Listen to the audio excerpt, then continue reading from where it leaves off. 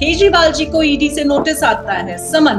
When Arvind Kejriwal was summoned by the Enforcement Directorate in the Delhi liquor excise policy case, when the Supreme Court rejected the bail petition of Manish Sisodia. बता दूं मोदी जी, आपने दूसरों को तो डरा दिया CBI से। केजरीवाल नहीं डरने वाला, आपको पता नहीं है मैं किस मिट्टी का बनाऊं। Delhi Chief Minister and Aam Aadmi Party convener Arvind Kejriwal skipped the ED summon in Liquorgate probe and campaign in poll-bound Madhya Pradesh Singrauli instead. Kejriwal will not be appearing before the Enforcement Directorate at 11 a.m. तो हर आदमी अगर 2-2 दिन 4-4 दिन delay करेगा तो ये तो 20 साल केस चलने वाला है। और 20 साल में जिस तरह से इनका एटीट्यूड है, हो सकता है कि एज ए प्रिवेंटिव डिटेंशन इनको उठा के जेल में डाल दिया जाए कि आप कोऑपरेट नहीं कर रहे हैं, बार बार भाग जाते हैं, अब आप जेल में रहिए, जब हमें जरूरत होगी हम आपसे पूछ लेंगे। नमस्कार, लॉ स्ट्रीट जर्नल के Hindi channel law street Bharat में आपका स्वागत है। केजरीवाल जी को ईडी से नोटिस आता है, समन आता है और ये कहा जाता है कि 2 तारीख को 11:30 बजे आपको ईडी के सामने पेश होना है। लेकिन ठीक 11:30 बजे से थोड़े वक्त पहले ही केजरीवाल साहब एक चिट्ठी ईडी को लिखते हैं और उसमें कई आरोप लगाते हैं और साथ ही ये बताते हैं कि उनके पास वक्त नहीं है कि वो ईडी के सामने आए।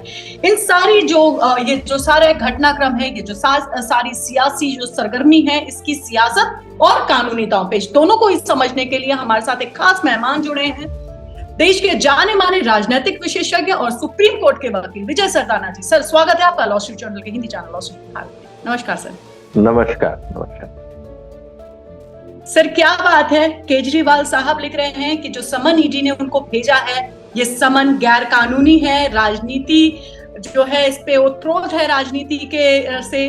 तो ये समन के बारे में जो कह रहे हैं कि गैर कानूनी है, क्या कहेंगे सर, कितना कानूनी है और कितना गैर कानूनी?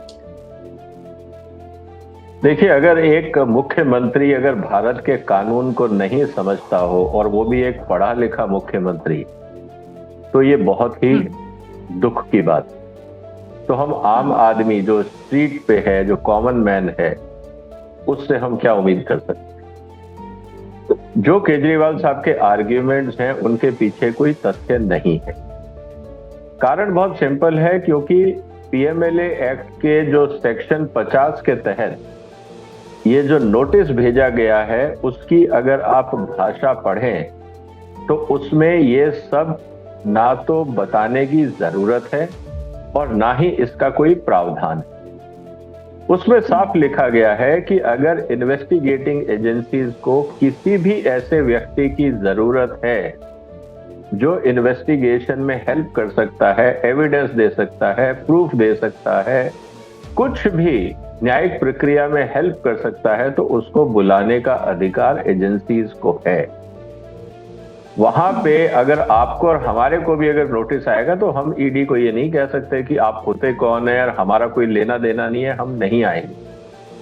आपको अगर एग्जेम्पशन चाहिए तो आप उसके लिए कोर्ट जाके परमिशन ले सकते हैं कि साहब मेरा कोई लेना देना नहीं है, मेरे को क्यों बुलाया जा रहा है। लेकिन इस पूरी प्रक्रिया में जो कानून है, पीएमएलए का कानून, वो संसद के द्वारा पारित है। ये केजरीवाल या बीजेपी का कानून नहीं है, ये संसद के द्वारा पारित कानून है और इसकी व्याख्याएं सुप्रीम कोर्ट में कई बार हो चुकी हैं और बहुत क्लियरली कहा गया है कि एनी पर्सन, उसमें ये नहीं लिखा है कि एनी चीफ मिनिस्टर और एनी पॉलिटिशियन और एनी एक्टिविस्ट और व्हाटएवर। तो केजरीवाल साहब ने या तो कानून ढंग से पढ़ा नहीं, या उनके लॉयर्स ने उनको ढंग से समझाया नहीं, या उनकी अपनी एरोगेंस है या इग्नोरेंस है, जो उन्होंने ये डिसीजन लिया और ईडी के सामने प्रस्तुत नहीं हुई। दलील सर वो ये भी दे रहे हैं कि ना उनको ये बताया गया है कि बतौर क्या उनको वहां बुलाया गया, साथ ही किस बारे में उनसे बात करनी गई है, की जा रही है। तो क्या समन में ये सारी चीजें लिखी होनी चाहिए जो नहीं लिखी है केजरीवाल साहब के माने तो? देखिए, होता यह है कि जब भी कोई इन्वेस्टिगेशन होता है उसमें बहुत सारे तथ्य होते हैं। हर तथ्य को जनता के बीच में नहीं रखा जाता। मान लीजिए कि कल को कोई स्मगलिंग का केस है, कोई ड्रग्स का केस है, कोई टेररिज्म फंडिंग का केस है। ये पीएमएलए एक्ट जो है ये मनी लॉन्ड्रिंग का केस है, और मनी लॉन्ड्रिंग आपको पता ही है कि जितने गैर कानूनी काम होते हैं सब वो मनी लॉन्ड्रिंग से होते हैं। तो कोई बताया नहीं जाता है कि हम किस मुद्दे पे आपको कहां और क्यों बुला रहे हैं। आप जाइए, आपसे सवाल किया जाएगा, अगर वो आपसे रिलेवेंट नहीं है तो आप कह दीजिए कि मुझे इसके बारे में जानकारी नहीं है, बात खत्म, घर आ जाइए। लेकिन अगर आपको बुलाया गया है और देश के संवैधानिक सिस्टम से पास हुए हुए कानून के द्वारा कि आप इन्वेस्टिगेशन में कंट्रीब्यूट करिए या हेल्प करिए जैसा इन्वेस्टिगेटिंग एजेंसीज चाहती हैं, तो ये आपका मॉरल राइट है। एज ए सिटीजन ये आपकी ड्यूटी है कि आप न्याय प्रक्रिया में सहयोग करें। आप ये नहीं कह सकते कल को कोई सुप्रीम कोर्ट से नोटिस आएगा तो क्या आप उसको बोलेंगे कि किस लिए बुलाया गया मेरे को? मान लीजिए सुप्रीम कोर्ट ने कोई नोटिस भेजा। एक सवाल यहाँ ये भी खड़ा होता है कि अब ईडी क्या करेगा? जिस तरीके से उन्होंने अपनी दलील दे दी है, तो इसके बाद अब ईडी के पास क्या रास्ते? ईडी के पास सिंपल रास्ता यह है कि दोबारा नोटिस इश्यू करेगा, एक ऑप्शन और दे देगा, फिर वो क्या बहानेबाजी करते हैं वो देखना पड़ेगा। हो सकता है कि जब दोबारा नोटिस हो तो केजरीवाल के वकील उस नोटिस को कोर्ट में ले जाएं, ये कहने के लिए कि सर ये गैर कानूनी है। कुल मिला के केजरीवाल का ये पूरा हथकंडा सिर्फ टाइम बाइंग का है कि किसी तरह से मैं टाइम वेस्ट करूं इन्वेस्टिगेशन का। लेकिन अब समस्या क्या है? समस्या ये हो गई है कि सुप्रीम कोर्ट ने इन्वेस्टिगेटिंग एजेंसीज को कहा है कि ये पूरा मामला आप 6 से 8 महीने में खत्म करिए, क्योंकि मनीष सिसोदिया की बेल के समय ये बात सुप्रीम कोर्ट ने बहुत क्लियरली बोली। अब अगर केजरीवाल इन्वेस्टिगेशन में कोऑपरेट नहीं करते हैं तो लायबिलिटी केजरीवाल पे आती है। इन्वेस्टिगेटिंग एजेंसीज तो कह देंगे हम तो बुला रहे थे, आदमी आ ही नहीं रहा है, तो हम कैसे केस को फाइल करते? जितना ये डिले करेंगे हो सकता है उतना डिले मनीष सिसोदिया की बेल में हो जाए। तो कुल मिला के माना जा सकता है सर, तो माना ये जा सकता है कि सुप्रीम कोर्ट का रास्ता अपनाना केजरीवाल जी के लिए एक घाटे का सौदा होगा। बिल्कुल होगा। वो कहेंगे आपको बुलाया, आप जाइए ना, परेशान क्यों हैं? अगर आपने कुछ किया नहीं है, आप बेगुनाह हैं, तो आप जाके बोल दीजिए ना कि आई एम नॉट इन्वॉल्व। दिक्कत क्या है? आप भाग क्यों रहे हैं प्रक्रिया से? और आपको ये बताने का कोई अधिकार नहीं है। हर चीज इन्वेस्टिगेशन की पब्लिक डोमेन में नहीं लिखी जाती। अगर कोई टेरर फंडिंग का केस है, ड्रग का केस है, मान लीजिए आम आदमी पार्टी ने खालिस्तानियों को फंडिंग करी, उदाहरण के लिए पंजाब में है, इनके खालिस्तानी से अच्छे दोस्त हैं, मान लीजिए इन्होंने फंडिंग करी है, हवाला ट्रांजैक्शन से पैसा खालिस्तानियों ने भेजा इनकी इलेक्शन फंडिंग के लिए, उसको सार्वजनिक करना कोई जरूरी नहीं है। आज ये जानने का काम इन्वेस्टिगेटिंग एजेंसीज को है, केजरीवाल को सिर्फ कोऑपरेट करना है। आप अगर जानते हैं तो बताइए, नहीं जानते हैं तो बताइए। इतना देर यहाँ पर केजरीवाल जी करेंगे ईडी के सामने पेश होने के, बात रखने का, ईडी के सवालों के जवाब देने का, उतना ही देर सिसोदिया के जो बेल है उसमें भी होती चली जाएगी आगे। क्योंकि ये देखिए मामला एक ही केस है ना, ये पूरा का पूरा मुद्दा है एक्साइज पॉलिसी का, जो लीकर के अंदर मैनिपुलेशन, जो लीकर एक्साइज पॉलिसी है उसका केस। तो जितने भी संबंधित लोग हैं वो एक दूसरे से जुड़े हुए हैं।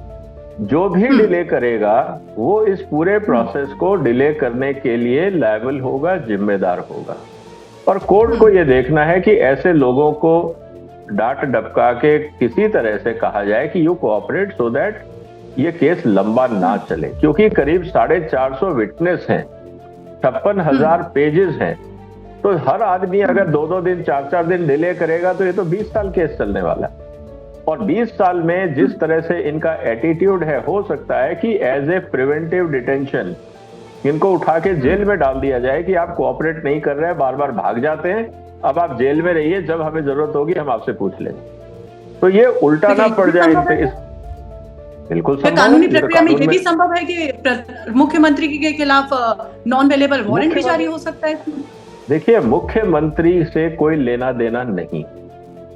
अगर मुख्यमंत्री हम इसे भी तो नहीं नकार सकते ना, हम ये भी नहीं नकार सकते कि पूर्ण बहुमत की सरकार है सर उनकी, देश की राजधानी। कानून में आपको एक बात समझनी होगी, कानून में किसी भी तरह का कोई एक्सेप्शन नहीं है। कानून की नजर में सब बराबर होते हैं। आप मुख्यमंत्री हैं, आप क्राइम करके घर में बैठे रहेंगे, क्या कानून इजाजत देगा? सवाल ये है कि कानून क्या कहता है। कानून कहता है any person whoever is invited और summoned should appear and cooperate. Any person में मेंबर ऑफ पार्लियामेंट, आपको याद होगा जब गुजरात के मुख्यमंत्री मोदी साहब थे, उन्होंने भी इन्वेस्टिगेटिंग एजेंसीज के सामने अपीयर हुए थे, कोऑपरेट किया था। बाकी मंत्रियों ने भी किया है, बाकी मुख्यमंत्रियों ने भी किया है। तो केजरीवाल साहब के लिए क्या देश में अलग कानून बनेगा? ये कॉमन सेंस की बात है कि समाज में आपका डेजिग्नेशन है, आप चीफ मिनिस्टर हैं, तो ये कोई बहुत बड़ी अचीवमेंट नहीं है आपकी, ये जनता ने बनाया है। और जो कानून बनाए हैं वो भी जनता की चुनी हुई पार्लियामेंट ने बनाए हैं। तो आपके लिए कोई एक्सेप्शनल क्लॉज नहीं है यहाँ पे हिंदुस्तान में। We the people of India, जनता सर्वोपरि है, चीफ मिनिस्टर नहीं। और जनता ने ही संसद बनाई है, संसद ने ही कानून बनाया है। और उस कानून में ये नहीं लिखा है कि all the people except chief minister और आम आदमी पार्टी कन्वीनर, ऐसा कहीं नहीं लिखा है। तो आपको ये मानना होगा कि आपकी नैतिक जिम्मेदारी है एज ए रिस्पॉन्सिबल सिटीजन। आप हिंदुस्तान के सिटीजन पहले हैं, चीफ मिनिस्टर बाद में। अगर आप सिटीजन नहीं होते तो आप चीफ मिनिस्टर नहीं बन सकते थे। तो आप सिटीजन हैं, तो जो सिटीजन की ड्यूटीज हैं वो ईमानदारी से आपको पहले पूरी करनी है। और दूसरी तरफ आप अगर चीफ मिनिस्टर हैं तो आपने आज तक कोई कागज क्यों नहीं साइन किया? आपने अपनी जिम्मेवारियों से क्यों भागे? आज जब आपको समन से भागना है तो आप सीएम का चोला पहन के आ गए हैं। लेकिन जब आपकी जिम्मेवारियां थी, देश में दिल्ली के अंदर कोविड का हंगामा मचा हुआ था, बाकी प्रॉब्लम थी, दिल्ली में आज पॉल्यूशन की प्रॉब्लम है, तो सीएम कहाँ गायब हो जाता है? फिर क्यों नहीं बोलते कि मैं सीएम हूं, मैं जिम्मेदार हूं? तब ये कहते हैं मैं जिम्मेदार नहीं हूं। तो ये नहीं चलता है कानून। विजय सर, बड़े स्मार्ट राजनेता हैं अरविंद केजरीवाल। यहाँ वो कहीं ना कहीं सीधा संदेश देना चाहते हैं कि सत्येंद्र जैन की तरह या मनीष सिसोदिया की तरह आसान नहीं है उनको गिरफ्तार करना। देखिए, स्मार्टनेस गिरफ्तारी का डर भी है। देखिए, ये स्मार्टनेस नहीं कहलाती, इसको मूर्खता कहलाया जाए। अगर आप कानून के खिलाफ खड़े हैं, ये स्मार्टनेस नहीं है। कानून को फॉलो करिए। एक सेंसिबल स्मार्ट सिटीजन का काम यही होता है कि वो कानून का साथ दे। जो आदमी कानून को तोड़ता है उसको स्मार्ट नहीं कहा जाता, उसको स्टूपिड कहा जाता। तो कहने का मतलब बहुत सिंपल है कि इन्होंने गैर कानूनी काम किया है। किसने इनको एडवाइस किया पता नहीं। मैं तो फिर भी ये कह रहा हूं, और जितने आपके दर्शक इस प्रोग्राम को देख रहे हैं, वो सीधी सी बात है, इंटरनेट पे पीएमएलए एक्ट है, उसका सेक्शन 50 पढ़ें। सब क्लियर है कि क्या वहां पे चीफ मिनिस्टर के लिए एक्सेप्शन है, क्या वहां ये लिखा गया है कि आपको बताना पड़ेगा आपको क्यों बुलाया जा रहा है। ऐसा कुछ नहीं होता। आपको बुलाया गया है, कोई कारण होगा, इन्वेस्टिगेटिंग एजेंसीज के पास कोई तथ्य होंगे जो आपसे वेरीफाई करना चाह रहे हैं, आप जाइए और वेरीफाई करिए। आपको इंक्वायरी के लिए बुलाया जा रहा है, आपको अरेस्ट करने के लिए नहीं बुलाया जा रहा। इंक्वायरी के बाद अगर ये पता लगता है कि आप उस गुनाह में शामिल हैं तो आप अरेस्ट हो सकते हैं। लेकिन अगर आप उस इंक्वायरी में क्लीन निकलते हैं, आपका कहीं कोई रोल नहीं है, तो आपको अरेस्ट क्यों कोई करेगा? ये तो कॉमन सेंस है। आपको और हमें कोई अरेस्ट कर रहा है, आपको और हमारे को कोई समन आया है, क्योंकि हम शायद इन्वेस्टिगेटिंग एजेंसीज की नजर में हमारा उस केस से या उस इवेंट से कोई लेना देना नहीं है, इसलिए हम लोगों को कोई समन नहीं आता। देश की 140 करोड़ आबादी को कोई समन नहीं आया। खासकर 10-15 लोगों को समन क्यों गया? क्योंकि वो उससे संबंधित थे। तो ये तो कॉमन सेंस की बात है, इसमें स्मार्टनेस की बात नहीं। तो कानूनी रूप से आपने इस पूरे वाक्य को बहुत अच्छे से समझाया कि अगर वो बार बार ईडी के समन भेजने के बाद भी वो नहीं पेश होते हैं तो उनके खिलाफ नॉन बेलेबल वारंट भी आ सकता है। अगर वो सुप्रीम कोर्ट का रास्ता अपनाते हैं, वहां से भी उनको करारी हार मिल सकती है, जो कि अभी मनीष सिसोदिया के केस में भी हमने देखा। सर, एक राजनीतिक विशेषज्ञ भी हैं और आप ये जो केस है ये कानूनी के साथ साथ राजनीति जो सियासी सरगर्मी है दिल्ली में, भले अभी चुनाव ना हो लेकिन वो भी बहुत पारा उसका भी बहुत हाई है। लगातार आरोप भी लगा रहे हैं केजरीवाल जी कि ये जो ईडी का समन है ये लीक हो गया था। बीजेपी नेता पहले से कह रहे हैं कि केजरीवाल गिरफ्तार होगा, केजरीवाल गिरफ्तार होगा। इस पर क्या कहेंगे सर? पिछले 1 साल से जब से ये केस सामने आया है, आप सोशल मीडिया उठा के देख लीजिए, हर यूट्यूब कंटेंट क्रिएटर, हर न्यूज चैनल, हर पैनल डिस्कशन पे ये बात हो रही है केजरीवाल कब अरेस्ट होगा। तो अगर किसी बीजेपी के नेता ने या किसी भी नेता ने ये बोला कि आज बीजेपी अरेस्ट होगा, तो ये इनके लिए नई खबर हो सकती है। आप इस बात को देखिए कि 2 तारीख को जब इनको समन किया गया था तो 30 तारीख, 1 तारीख को जितना यूट्यूब और सोशल मीडिया 3 दिन के समय में जितने सोशल मीडिया पे चर्चा हुई उसमें सब यही कह रहे थे कि इस बार केजरीवाल अरेस्ट होगा। तो उसमें अगर कोई एमएलए या एमपी या पत्रकार ये बोलता है तो इसमें नई बात क्या है? ये तो कॉमन सेंस है कि अगर घपला हुआ है, आपके 3 मंत्री जेल में हैं, आपके एमपी जेल में हैं, उनको बेल नहीं मिल रही है और आप उस पार्टी के कर्ता धर्ता है, तो कॉमन सेंस अप्रोच है। इसमें कोई रॉकेट साइंस चाहिए या इसमें कोई लीकेज चाहिए? ये तो कॉमन सेंस है कि भाई आपने इतना बड़ा घपला कर लिया, जिन्होंने पैसे दिए वो खुद सरकारी गवाह बन गए, वो अप्रूवर बन गए इस पूरे केस में, वो खुद बोल रहे हैं कि हमने पैसा दिया, संजय सिंह के पास कैश की पूरी एविडेंसेस मिल गए, सब कुछ हो गया। अब आप कह रहे हैं कि जी मनीष सिसोदिया या केजरीवाल को अरेस्ट कर लिया जाएगा, बीजेपी के एमपी को कैसे पता? अरे ओपिनियन तो कोई भी दे सकता है। अगर आज आप ये बोल रहे हैं कि प्रधानमंत्री चौथी पास हैं, जो फैक्चुअली गलत है, और आपको उस मुद्दे पे आप कहते हैं कि नहीं हम नहीं मानते, तो आपने किस आधार पे बोला? किस आधार? आप ये बोलते हैं कि आप ये बोलते हैं अडानी करप्शन है, बीजेपी करप्शन है, ये कांग्रेस करप्शन है, हिंदुस्तान के सारे व्यापारी करप्ट है। इन्होंने तो करप्शन की लिस्ट में 90 लोगों का नाम रखा था ना, और बाद में सबसे माफी मांगी थी। तो फिर क्या करें? तो कहने का आज राघव चड्ढा ने भी कोर्ट में बोला कि मैं माफी मांगने को तैयार हूं। तो पहले आप सीना चौड़ा करके झूठ बोलो और जब फंस जाओ तो बोलो कि मैं माफी मांगने को तैयार हूं। तो ये नई बात क्या है? तो मुझे नहीं लगता ये सिर्फ एक आर्ग्यूमेंट है कि बीजेपी के एमपी ने बोला। अरे भाई मैं बोल रहा हूं कि अगर आप कानून के खिलाफ होगे तो आपको अरेस्ट किया जाएगा, इसमें एमपी की क्या जरूरत है? कॉमन सेंस है भाई। अगर आप गैर कानूनी काम कर रहे हो, कानून की दृष्टि में आपने गैर कानूनी काम किया है और उस कानून की सजा जेल, उस गुनाह की सजा अगर जेल है तो जेल होगी ना। इसमें कौन सी रॉकेट साइंस है? सर जाते जाते एक आखिरी सवाल और।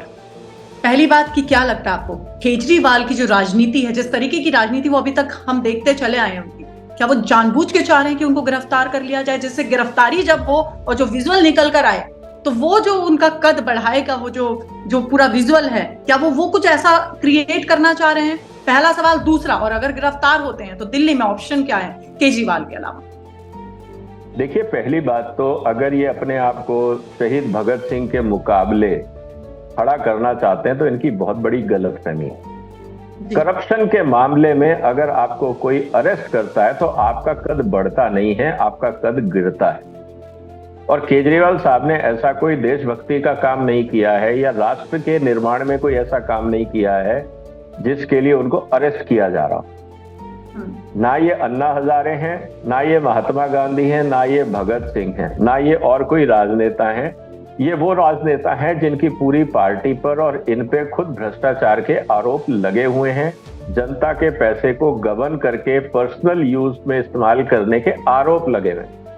जब एक आरोपी को अरेस्ट किया जाता है तो उससे उसका मान नहीं बढ़ता है, समाज में एक मैसेज जाता है कि आप कितने भी पावरफुल हो, कानून से ऊपर आप नहीं हैं, तो आपकी इमेज गिरती है, बढ़ती नहीं है। अगर कोई इनको गलत रास्ता दिखा रहा है तो ऐसे लोगों से इनको बचना चाहिए, पहली बात। दूसरी बात, आपने कहा राजनीति में क्या होगा। जैसे मैं पहले दिन से कह रहा हूं, केजरीवाल साहब बहुत ही महत्वाकांक्षी व्यक्ति हैं, बहुत ही इनसिक्योर और हाईली इनकॉम्पिटेंट हैं। मैं पहले दिन से इस बात को कहता हूं। तो जब आप हाईली इनकॉम्पिटेंट हैं, आप नहीं चाहेंगे कि कोई कॉम्पिटेंट व्यक्ति सामने आए। आप हाईली इनसिक्योर हैं तो आप किसी पे भरोसा नहीं करेंगे। और दिल्ली की सत्ता और पार्टी की बागडोर, तीनों ये अपने पास रखेंगे। अगर ये जेल में नहीं रख पाए तो अपने किसी परिवार के व्यक्ति को, हो सकता है लालू प्रसाद यादव जी का जो मॉडल था कि वाइफ को सामने कर दिया जाए, हो सकता है ये सारी ताकत अपनी वाइफ को देके सरकारी मेहमान बनने के लिए तिहाड़ जेल जा सकते। बिल्कुल बिल्कुल। तो बहुत ही सटीक और बहुत ही सरल भाषा में हमने आज इस पूरे केस को समझा। सर बिल्कुल आप सही बात कह रहे हैं कि जो भी व्यक्ति, चाहे वो किसी भी पद में हो, चाहे वो आम आदमी हो, चाहे देश का मुख्यमंत्री हो या प्रधानमंत्री हो, कानूनी प्रक्रिया में अगर उनकी जरूरत है तो उन्हें पेश होना पड़ेगा। अगर वो गलत नहीं है केजरीवाल पे भी कहीं ना कहीं गिरफ्तारी का उनको भी डर है, क्योंकि उन्हें भी पता है कि किस मामले में उनको बुलाया जा रहा है। जनता के सामने वो अपनी क्या छवि बनाना चाह रहे हैं, इसके क्या कानूनी दांवपेच है, सब हमने आपसे समझा जाना। हमसे जुड़ने के लिए सर, हमसे बात करने के लिए बहुत बहुत शुक्रिया। नमस्कार सर। नमस्कार, आप सबका शुक्रिया।